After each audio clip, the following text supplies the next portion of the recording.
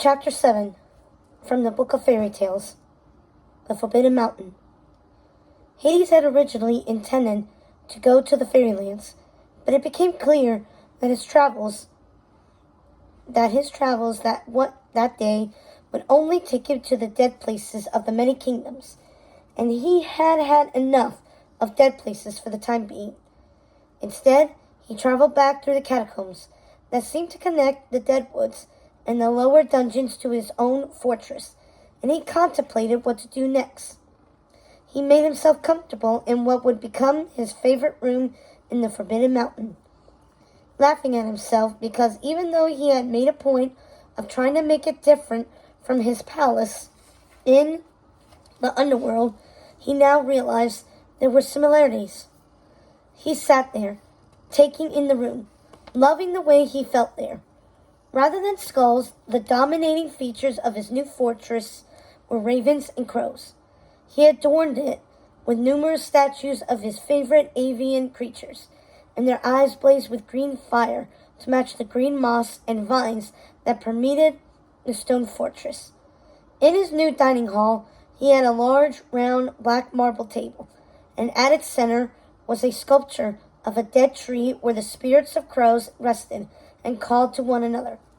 Occasionally, they fluttered down to visit with the other wraith crows, which resided on the chairs that he now realized looked just like the ones in his dining hall in the underworld. Throughout the fortress, green flames hung in the air like fireflies, dancing to the crows' songs, which captivated Hades, giving him tiny moments of peace. He contemplated his life so far, realizing it hadn't been a good one, but he was always thankful for the glimmering instances that brought him peace and even happiness, even if just for a moment. This was one of those moments. Hades sat at his dining table, petting one of the crow spirits, deciding how he was going to set his plans into motion. He would send a message to the Odd Sisters, inviting them to his new castle after the fairy exams were over. He conjured a roll of parchment, a quill, a pot of ink, a length of sealing wax, and his official seal, and quickly scribbled a note to the Odd Sisters, letting them know he was there and would like them to attend upon him at their earliest convenience. And by earliest convenience, he meant now. He folded the note, melted a blob of wax onto the folded parchment, and placed his seal, which of course showed a dignified image of his profile. Then he handed it to one of the wraith ravens. "Take this to the Odd Sisters. You will find them in the fairylands," he said, and he watched the ghostly raven fly out of the window. He envied the raven's ability to travel so freely. Even in his bird form, Hades wasn't truly free.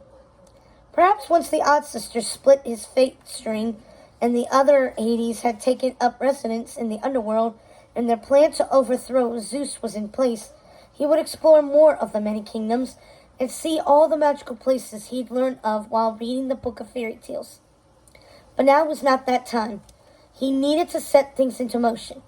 First, he had to deal with Circe. It was clear she was wildly protective of the Odd Sisters and wouldn't allow them to do such dangerous magic. Hades decided the best thing to do was send Circe to a place for safekeeping and bind her to keep her from ever returning to the many kingdoms. But how to do it without the Odd Sisters knowing?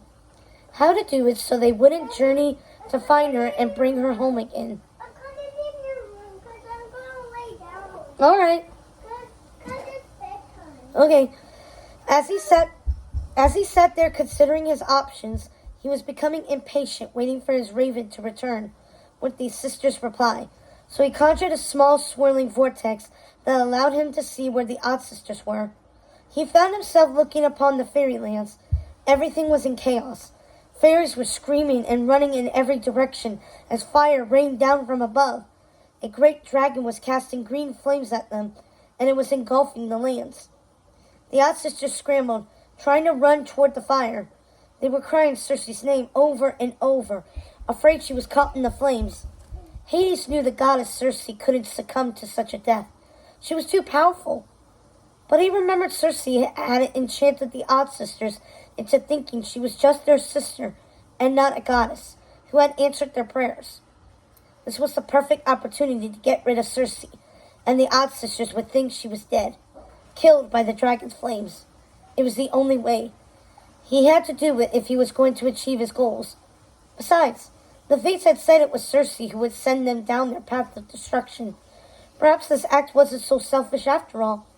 Nevertheless, he knew if the Odd Sisters were in his place, they would do the same. He searched for Circe with the use of his vortex and found her, still in the guise of a little girl. She was trying to release some crows from a cage when he reached into the vortex and yanked her through the portal, leaving the cage behind. "What in blazes are you doing?" asked Circe, now transforming herself back into her real form. "The dark fairy is attacking the fairylands. I am needed there."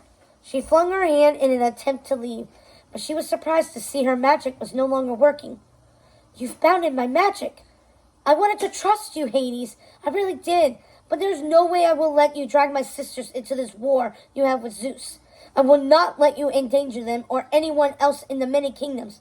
"I know. That is why you have to leave." "Goodbye, Circe," he said, snapping his fingers and making her disappear. With that obstacle out of the way, he was one step closer to defeating Zeus.